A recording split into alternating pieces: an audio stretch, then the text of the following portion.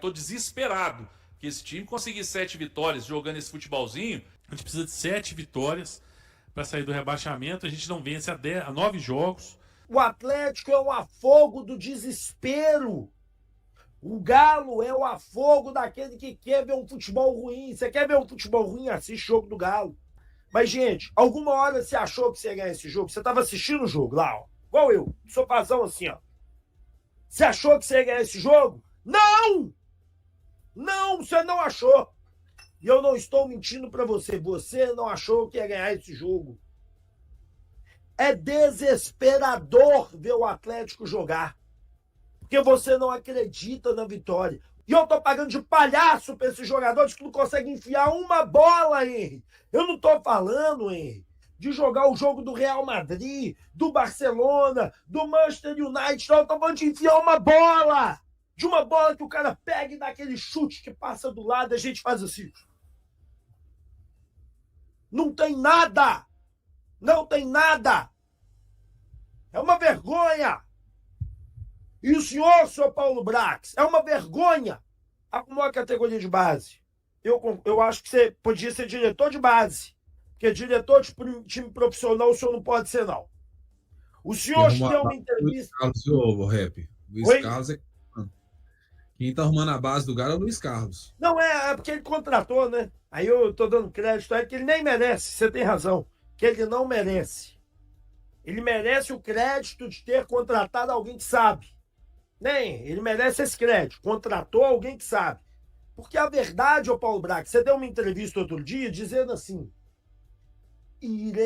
iremos qualificar o time. Oi, qual o jogador que ele trouxe que qualificou o time? Eu vejo que o Alexander pode ser um bom jogador. Não estou dizendo que ele é um jogador ruim. Mas ele melhorou o time? Não! Nós vendemos o Rubens, que era titular absoluto, para trazer um cara que não entregou ainda. Não estou dizendo que não possa entregar. Acho que o Alexandre pode entregar, mas não entregou. A grande realidade é que o torcedor atleticano hoje está magoado demais. Sabe por quê? Porque nós montamos um time medíocre. E vão pesquisar o que é a palavra medíocre, vocês da diretoria aqui. Outro dia eu escutei o Rafael Meninho, eu te criticar ao vivo de novo. Outro dia você teve a desfasfatez de dizer: não conhecem os números, nós estamos vendo o jogo, filhão. Vendo o jogo! O time não joga nada. O time não joga nada. Vem falar de número comigo não, rapaz. Olha o time em campo. Olha o que o time faz em campo. O time não joga nada. E eu tenho que escutar que a gente não conhece os números. Que número? Números estão em campo e campo não entrega. O time está uma desfasfatez. O time não joga. O time não toca. O time não tem uma bola enfiada. Não tem uma jogada de qualidade. Aí você vai ver um ou outro momento que o time faz alguma coisa e só. Nós, torcedores, estamos chateados. Estamos tristes. Estamos magoados. É isso que nós estamos. Porque a gente vê um Botafogo que está com um a menos desde o primeiro tempo, que numa jogada boa faz o gol. E vocês não conseguem jogadores. Agora aqui, ó. Diretoria culpada, xinguei bastante, né? Xinguei bastante, beleza. Jogadores agora. Jogadores, vocês são sinônimo de relaxamento. Vocês não têm brio. Vocês estão tomando de 1-0, vocês não dão um carrinho. Vocês não lutam. Vocês não brigam. Vocês, jogadores, são os grandes culpados. Não é a diretoria, não. Diretoria culpada eu já xinguei bastante. Mas vocês, jogadores, vocês têm 70% dessa culpa. 70% dessa culpa. Porque a diretoria não entra em campo. E por mais que a diretoria tenha errado em contratar, e ela errou, vocês não entregam o mínimo do mínimo. O mínimo do mínimo. Hoje eu tava vendo a galera culpar o Hulk, hein? O Hulk deu o passe que o Reinier chutou a bola na trave. Ele foi o cara que chutou a bola que o goleiro defendeu. Não estou dizendo aqui que o Hulk é craque. Só estou mostrando para vocês que ninguém faz nada nesse time. E o único que faz é o grande culpado. Jogadores, vocês são 80% culpados. 80% culpados. Que o futebol medíocre trocou o Cuca. Entrou o Sampaoli e o futebol continua medíocre. Medíocre! Essa é a palavra. Vocês vão ter vergonha do futebol praticado por vocês. É isso, hein? É muita indignação, hein? Eu tô muito chateado. Muito chateado. É um futebol muito abaixo, sabe, hein? É um futebol muito pequeno. É um futebol que não encanta em nada. Eu tô chateado demais. É chateação demais.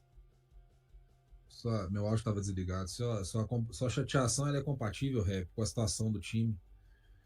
E assim, eu quero até fazer uma análise do jogo, porque quando eu vi a escalação do Atlético, eu gostei, né, da estrutura tática do time. Eu gostei ali do Caio Paulista e também do Natanael, que poderiam ali fazer o corredor, né, fazer o box-to-box ali pelas pontas, onde a gente teria ali uma saída, né, a gente teria ali uma rota de fuga, enfim. E o primeiro tempo do Atlético foi muito compatível com aquilo que eu imaginei para o jogo, né? E até me surpreendi, porque eu esperava um Atlético mais reativo. O Atlético não. Colocou a bola no chão, foi crescendo ali ao longo do primeiro tempo, trabalhando a bola, né? Dominando o adversário, foi aos poucos ali se encontrando e o time começou a ter transições com uma participação ali do Reinier, tabelando com o Hulk, enfim. Então a gente começou a ver ali um Atlético, taticamente falando, muito interessante. Eu terminei o primeiro tempo aqui gozando de uma alegria extrema. Um Atlético organizado, um Atlético, né, dominando o adversário, enquanto o Botafogo estava com 11 jogadores dentro de campo. Então não é o fato de estar jogando com um jogador a mais, o Atlético conseguiu, lá no Engenhão, dentro da casa do adversário, dominar o adversário. Até que aconteceu um fato que vem se repetindo aqui no Atlético. E aí eu fiquei aqui ouvindo o Rap, ouvindo o Beto, ouvindo o Eduardo, e tentando encontrar uma explicação para essa displicência dos atletas do Galo. E o sentimento e a conclusão aonde eu cheguei é que esses jogadores estão com tanto descompromisso com o Atlético, eles estão tão fora da realidade, o Atlético está a 3 pontos da zona de rebaixamento. E eles estão tão descompromissados, estão tão aqui, ó, pro Galo, que quando tá com um jogador a mais, relaxa. Acha que tá tranquilo, que o mundo pro Atlético tá sensacional. O Galo é líder do Brasileiro, o Atlético tá tranquilo, já classificado na Sul-Americana. Então os jogadores, numa situação em que tem jogador a mais, em que o adversário está em desvantagem, eles acham que podem sentar no resultado e jogar tranquilamente. Aí não precisa marcar da forma que tem que marcar, dar liberdade, dar espaço pro adversário. Por quê? Porque a situação tá confortável. O Galo tá vivendo a lua de mel com a torcida. A temporada do Galo tá aqui, ó, na cabeça dos jogadores. Para quem não entendeu, contém ironia, tá? Que eu acabei de falar aqui agora. Então a falta de compromisso desses jogadores com o Atlético é o que a gente vê dentro de campo. É o reflexo do que a gente vê. A gente tem um treinador hoje que tem culhão, que chama a responsabilidade, que trabalha o time, e a gente vê as melhoras do time. A gente vê um Atlético mais organizado, a gente vê um Atlético mais, né, mais atlético. Eu falei, pô, o Atlético do primeiro tempo é o Atlético, que eu não vejo há mais de um ano. Há muito tempo eu não vi o Atlético jogar da forma organizada como jogou no primeiro tempo. Até que expulsaram um jogador do Botafogo. E aí os jogadores aqui, ó. Tá tudo bom, gente. Não tem nada de errado acontecendo aqui. Eles não têm motivo para se preocupar, porque para que vão se preocupar? Então tá na hora da gente chamar esses jogadores na chincha, para responsabilidade, mostrar o peso que é vestir a camisa do Clube Atlético Mineiro. Porque aqui a gente não aceita esse nível de descompromisso, de displicência. Já falei outras vezes e vou falar de novo. Para vestir a camisa do Clube Atlético Mineiro tem que ter culhão. Tem que ser muito homem para vestir a camisa do Atlético. E infelizmente temos moleques nesse elenco do Atlético. Tem jogadores se comportando como moleque. Não entenderam ainda o que é vestir a camisa do Galo. Nada explica um Atlético dominar o primeiro tempo no 11 contra 11 e no segundo tempo, no 10 contra 11, ser dominado pelo adversário. Parece que acha que vai vencer o jogo a qualquer momento. As coisas vão acontecer aqui, ó. Simples. O sentimento que eu tenho é que os atletas foram pro intervalo Porque eu, torcedor, eu posso ficar feliz. Eu, analista aqui, que gosto de um futebol bem jogado, eu posso chegar no intervalo aqui e ficar feliz. Mas eu falei claramente, eu não estou comemorando vitória, eu estou feliz porque eu estou vendo futebol. É uma esperança de um início de um trabalho que começa com o Sampaoli. Agora, o sentimento que eu tenho é que esses jogadores chegaram no intervalo e falaram: já conquistamos o que tinha para conquistar. Já fizemos o que tinha que fazer. E aí volta para o segundo tempo numa lerdeza, num descompromisso, numa falta de responsabilidade que resultou no que a gente viu. Mais uma vez, uma derrota contra um adversário onde você tem superioridade numérica. E o meu sentimento quando o Botafogo fez o gol, inclusive vamos destacar aqui o momento, né? Porque a bandeirinha anulou o gol. O meu sentimento foi: eles vão anular o gol e nós vamos tomar outro gol. Não sei se vocês tiveram esse sentimento, porque eu tive. Eu também. Eu também. Eu falei, Na hora que saiu o gol, hein, eu pensei assim, se anular a gente perde igual. Porque o time é horroroso. Você tem razão. Eu lembrei do jogo, o Rap, contra o Bolívar. Que o Atlético teve o pênalti, bateu na trave e na sequência pênalti de novo. Por quê? Porque os jogadores estão aqui, ó. Estão se lixando pro Atlético, pro torcedor, pra camisa, né? Estão de férias. O Atlético virou colônia de férias. Não tem outra explicação. E aí, para piorar ainda mais a situação, o Atlético toma o gol do Montoro. Sabe quem que é o Montoro? O jogador que o Botafogo contratou com o dinheiro do Júnior Santos. Pegou o dinheiro do Júnior Santos, contratou o Montoro. Jogador jovem, perfil de revenda, jogador com intensidade, jogador com... Botafogo vai fazer milhões com o Montoro, além do momento que já está proporcionando para o torcedor e para o Botafogo como instituição. Futebol hoje foi o grande responsável, o melhor em campo, trouxe a vitória para o Botafogo. Enquanto nós, que contratamos do Botafogo o Júnior Santos, nem no jogo ele entrou. Nem no jogo ele entrou. Então a única coisa que eu espero, de verdade, como atleticano, primeiro, né, é que tem alguém lá dentro para colocar cada jogador no seu lugar. E que para as próximas temporadas, que essa de 2025, eu não sei vocês. Óbvio, tá? O mundo não gira, o mundo capota. O Galo pode terminar campeão da Sul-Americana, tá? Pode terminar a temporada de forma diferente. Pode acontecer. Verdade. Pode acontecer. Agora, os erros que foram cometidos em 2025, Rap, o Atlético nem merece. Porque a gente tem que aprender. E às vezes a gente precisa perder para aprender. E a gente aprende muito mais perdendo, porque a vitória ela camufla muito erro.